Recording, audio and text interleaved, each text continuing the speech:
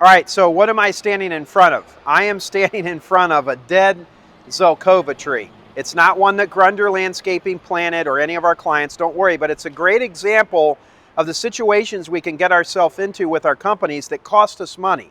So some company planted this, they went to the trouble to put a T-bar and a stake on it, but I'm going to guess, judging by its condition in this very tough urban environment, it didn't make it because it was either overwatered or underwatered.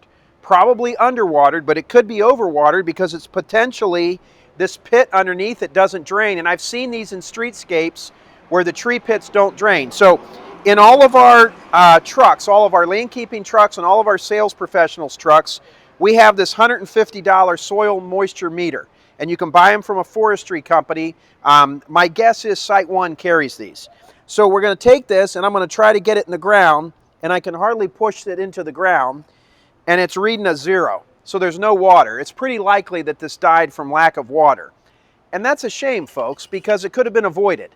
And how many times are you warranting a tree that's costing you money because the client didn't water? You assume that they're going to water. Did you educate them? But better yet, instead of you wasting money and having to pay to warranty a tree, couldn't you write a maintenance contract to where your team could come over and water this with a gator bag or a ring and keep an eye on it, maybe fertilize it, maybe help it along? There's opportunities in your business to add warranty and make warranty not part of your expenses, to make it part of your profitability. Turn an opportunity like this into something you can bill for. Sell them the tree, but sell them the maintenance package to take care of it. And if they decline the maintenance package and they don't water it, you might not have to give them a warranty tree. Now, many times we end up doing that anyway to keep a client happy. What I'm talking to you about right now is to make you think, all right? Our responsibility does not stop just when we sell the tree. There's other opportunities. And I want you to think about this. The last time you bought a vehicle, did they ask you to buy the maintenance protection when you were sitting there signing up for the car? Or did they call you back a year later?